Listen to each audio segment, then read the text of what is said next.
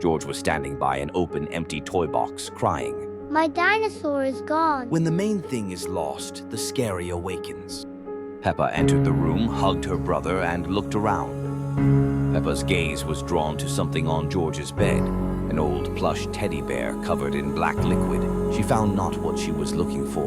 The buttons on the bear were slightly trembling and turning toward Peppa. Black liquid slowly seeped from a seam under its ear. Suddenly, the bear threw out a paw tentacle and grabbed Peppa's hand. Peppa screamed and threw the bear away. It twitched on the floor, then ran off into the corridor.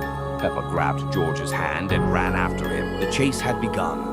Peppa and George wandered in the semi-darkness. On the walls, black paw prints. At the dark end of the corridor, a silhouette of a bear flickered. It disappeared behind the attic door.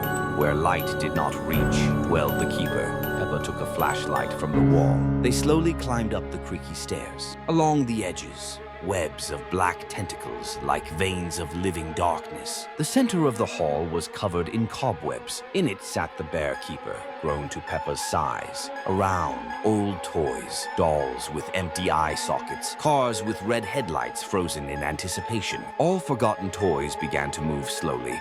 Their heads and headlights turned toward Peppa and George. The bear keeper hissed in a low voice. Lost toys, your fault. His mouth with needle-sharp teeth opened wide, black liquid pouring out. Tentacles from the bear lunged at Peppa. She dodged, throwing aside the box, and out rolled Dinosaur. George shouted and ran to him. Peppa turned on her flashlight at full brightness. Its beam blinded the keeper. He squealed. His tentacles recoiled. He ran into a crack in the floor. Peppa and George descended the stairs. They ran into their bedroom and slammed the door shut. It was quiet in the room. On Peppa's bed stood the bear keeper, but he was motionless. Next to him lay George's dinosaur with a grin of needle-sharp teeth. They will come for you if you forget about them again.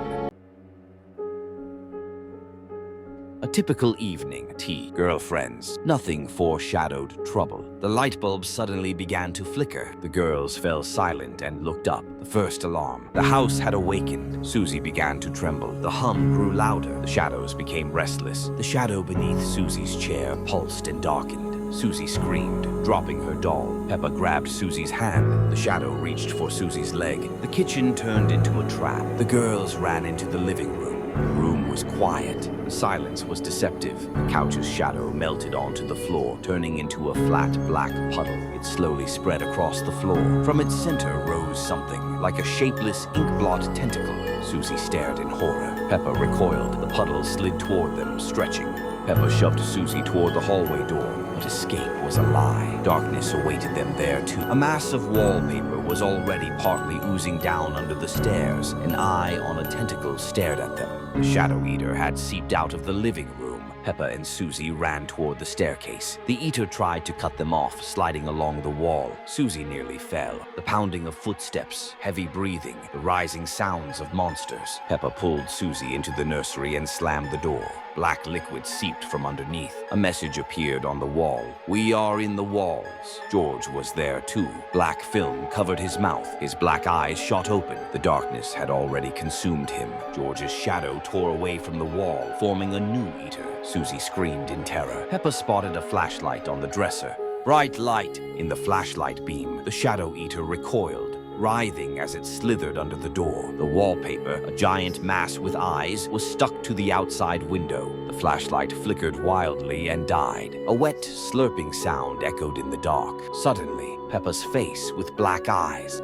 "Your house has consumed the light." Grandpa's letter. One day, our grandfather left and never came back. We searched for him, but it was no use. Half a year later, while going through his closet, I picked up Grandpa's coat and felt something in the pocket. I reached in, unfolded a note, and saw his handwriting. It said, "My dear ones, this is not a farewell, not a will. It's a joke. I've been living in the forest with an old friend you've never met. Here's the address. Once you find this letter, come visit. I want to see your faces."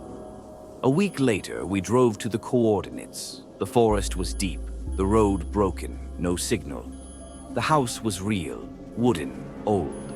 Inside, it smelled like firewood. We waited an hour, then 2. Night fell quickly. Something rustled outside. Dad went to check. He didn't come back.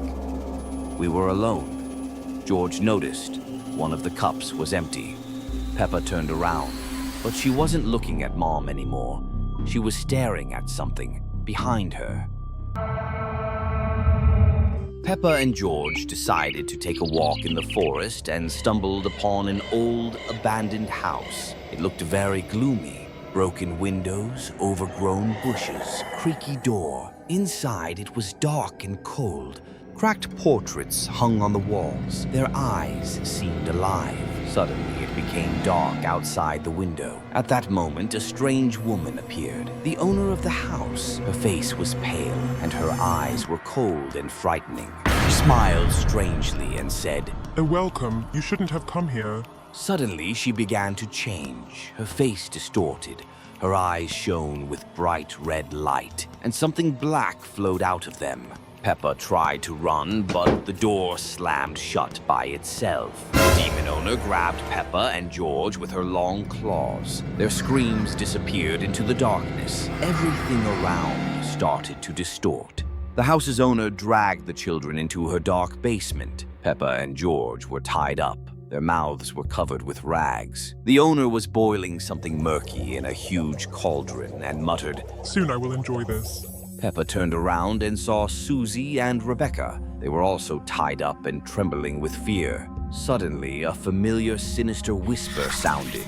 The door opened. Standing in the doorway was Evie, with tentacles and a sinister smile. She grabbed the house owner with one of her tentacles and swallowed her with a sinister sound. Afterward, Evie smiled sweetly but continued to radiate horror.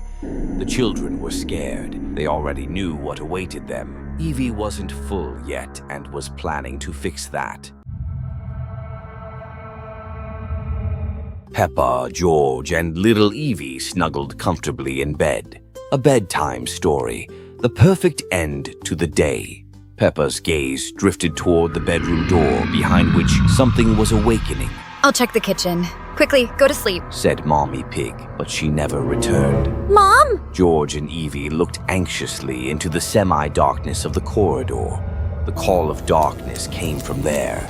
Peppa took Evie's hand and they stepped forward into the unknown. Dark streams flowed down the walls. Each step could be their last. Mom, where are you? And the darkness answered. Suddenly, a splash. Ink began to rise upward. From the droplets, a silhouette appeared, almost reaching the ceiling. A thin body, tentacle-like arms covered with cracks. Two blazing red orbs for eyes. A mouth twisted into a crooked, predatory grin. Black liquid dripping from its fangs. It knows where you are and is waiting for its moment. The monster's tentacles suddenly swept at George and Evie. Peppa screamed in horror, reaching out for them, but her hands passed through the black mass. It doesn't eat, it transforms. George and Evie disappeared into the ink-like mass, and after a second, they reappeared, but already changed. Their eyes were completely black, their smiles unnaturally wide, their skin gray. Now they are his servants. Play with us, Peppa. Suddenly, from the depths of the corridor, Mommy and Daddy emerged, distorted, their faces smeared, eyes black, with traces of black liquid in the corners of their mouths. Even loved ones have become strangers, and now she is alone.